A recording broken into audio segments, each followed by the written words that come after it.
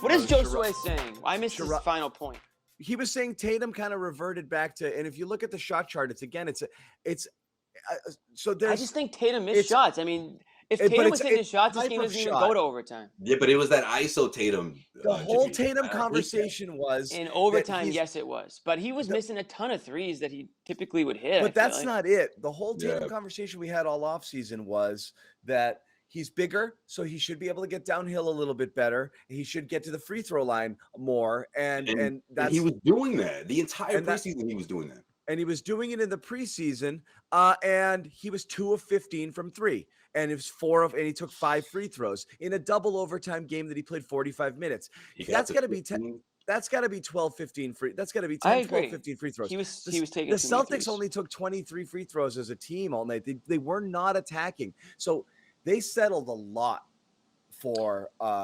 Those overtimes felt kind of like 3-point contests. Most of the game, it was a jump shot-a-thon again. Yeah. You know, Ime at some points throughout that second half or later, closer to overtime, he was just like, "This is what Brad was going through." Holy shit! Like they're all on the same page. And then when it's the fourth quarter and it's a close game, they'll revert to these awful habits. And here it is. Like we barely saw it in preseason. And here it is in game 1. Like. Against a Knicks team that's so motivated for a win, and of course has guys like Julius Randle, who, by the way, did anybody stop him today, or at least try to? Like, I feel like he had his way with any Celtics defender that was in front of him. And matter of fact, Celtics were lucky that they didn't go to Randle more often throughout the overtime. Once they realized, oh, wait a minute, let's go to Randle, that's when it got uglier in that second overtime. And then Randle, I think, again, he fell into the same trap. I saw him take kind of like a weird 3-pointer there. They all kind of did. He was doing that a little bit. Yeah. I don't think anybody was prepared to play this much, No, I think actually Rob Williams played more minutes tonight than he played all of last season. Think about it. Sorry. Career high in minutes. Yeah. Career high in minutes, but yes, career high prior to tonight was, I think, 12 minutes per game under Stevens. Yeah. So, again, I don't want to get into we don't want to go overreacting to a ton of different things here.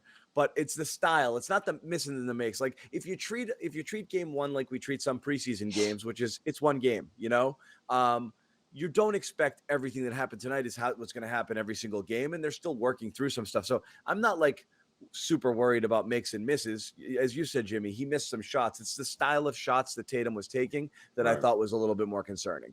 Agreed. I thought that he was forcing things, especially towards the end. He was trying to get himself going instead of looking for maybe the hotter hand or a better shot. It'd be better if he I thought if he was a little bit more assertive, trying to get, like, if you're not hitting from deep, get closer. Drive, get to the line, reset a little bit, That's what they always kind of tell you to do. And so we had, like, that's the highs and lows of Tatum. I don't have, the numbers would be interesting to dig deep, but I do feel like, there's just so many games last year where he did have these stretches of poor shooting games, and then he'd have games where he just wasn't a factor. Like you texted me, halfway through, he's like, he's invisible. A guy who takes 30 shots, it's hard for him to be invisible. I mean, he was jacking all night. He just couldn't get anything. Fourth quarter, he was invisible, I felt like. Yeah. But yeah, that's true. I just feel like he didn't attack enough. Like we saw, like that first quarter. Well, it was more of a Jalen quarter, I guess, but just overall in the preseason, like I just didn't see that same sort of approach. And I feel like the offense was so in tune with where he was supposed to be a lot of the time, especially in that first and second quarter.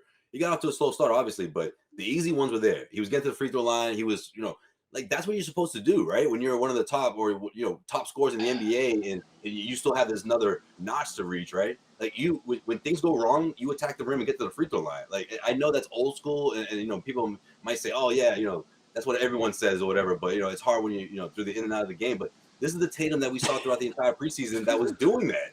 You know what I mean? And at the end of the day, like when your team needs a bucket, that's what you're supposed to do. You're the superstar of the team. You're supposed to say, okay, my shot's not falling. I'm going to force the issue in a sense of getting to the rack and trying to get to the free throw line. And I just felt like he didn't do that enough, especially when it mattered most. First of all, Tatum was struggling so bad that I think there was a conscious effort to try to get him going. And we know he's at his best when he's playing iso ball, looking for his shot.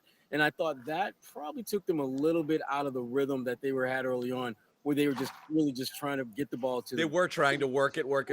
Yeah, Yeah. but Because at some before point that, though, when you're Yeah, I trying to guess work the Tatum was the kind of the stick in the spoke in the Yeah. right. Yeah, but even when Tatum was like looking to be more of a facilitator, when you got guys missing open shots or missing lightly contested shots, and you're struggling and you're the best scorer in the team, you're going to try and reel in that passing a little bit more than you probably should and look for your shot. And he did that. Yeah. But this was again, it's going to take this team some time to get to playing consistently the way Ime wants them to play. And I thought for the most part, this was a good first step because they gave themselves a chance to win down the stretch. But look at that Knicks team. Take away Evan Fournier and Kemba, and the rest of those guys from a defensive standpoint are pretty much who they are. They're very locked in, and I thought they were the better team defensively in the latter stages than the Celtics were. Yeah. yeah, I Yeah, agree with that. they're looking for a balance too. You know, Ime said after the game that they were attacking mismatches and they were doing so well that he went a little too far in the isolation direct. I think the problem he has with Tatum in particular, just from getting to know him so far as a coach, is when he has those mismatches and he settles for the jumpers, you know, the long twos, the fadeaway. That the very last shot of the game, where the ball bounced out to him and he was just kind of getting one up late, that would have put them within one with like maybe 2 or 3 seconds left. He like came up off 1 foot and just kind of like tossed it. Yeah. Like there it was like just the kind of time had a. expired already. It was weird. It was weird. He was frustrated. Even his and one, which was like the first time he'd gone to the rim in like a quarter and a half. He was just kind of like, you know, like he was clearly frustrated with how he was with how he Probably played some tonight. exhaustion too. Yeah. At that point in the game in particular, Yeah. but the jumpers for him, this team was having so much success in the paint early on, and you see that spinning make, the and one that you mentioned. Yeah. Like those are the plays that they need from him in the late stretches of the game where everybody's got to focus. I mean, Rob's focus in exhaustion time and crunch time was probably greater than Tatum's. Believe it or this not. this is the problem with Tatum. Again, it's not the ISO ball as much as this quick decision making. He takes forever to get moving towards where he needs to Did go. you see what I saw, John? What's that? They went through those sections. There was some stretches with Tatum on the ball and Brown out of the game, some stretches with Brown in the game, Tatum out.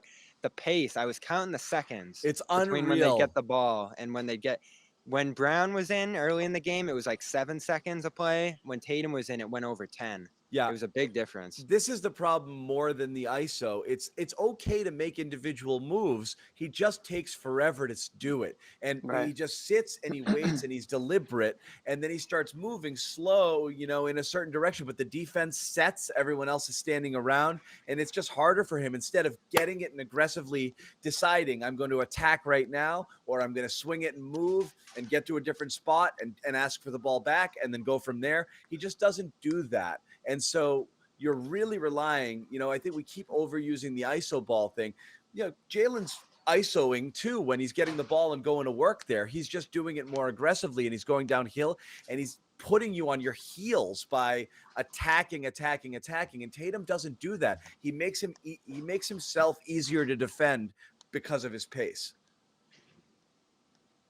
So it's a thing we're still seeing, you know, again, seeing one game, but it's a thing it's a point of emphasis that you want to see them, you know, that you want to see him do. No, and the game swung on pressure and transition. The Celtics were doing that early and putting enormous pressure on the Knicks on runouts. They did it a bit late with Rob on some turnovers that they forced. And then the Knicks through the middle portions of the game, those like Randall steals and pushouts to Obi just got this place exploding and, you know, got the Knicks back into the game in a hurry. They were down by 12, I think, at the biggest point in this one and just got RJ, Obi, these guys off the bench going with those runouts, and then some pick and roll breakdown later in the game got them. But overall, the Celtics defensively, I thought were fine until they got exhausted later in the game and probably out of focus.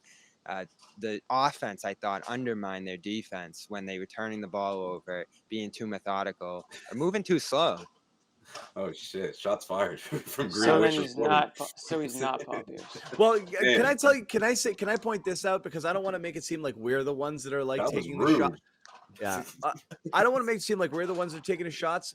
You've noticed here, like the fan, just, you know, Twitter, our comments and this and that. There's definitely a momentum shift I've noticed, from Tatum's the man and he's our leader and blah, blah, blah, into this guy drives me.